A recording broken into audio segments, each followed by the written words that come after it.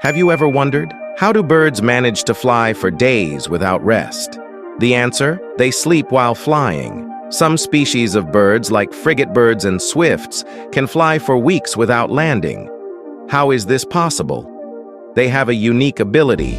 They can sleep only half the time, so the left brain sleeps, while the right brain remains active, controlling the direction of flight. It takes turns, like a night shift. This is called unihemispheric slow-wave sleep, and humans can't do it. According to researchers, birds can sleep about 42 minutes per day while soaring through the sky. So when we need a soft mattress to rest, this bird gets enough sleep in the air and still flies.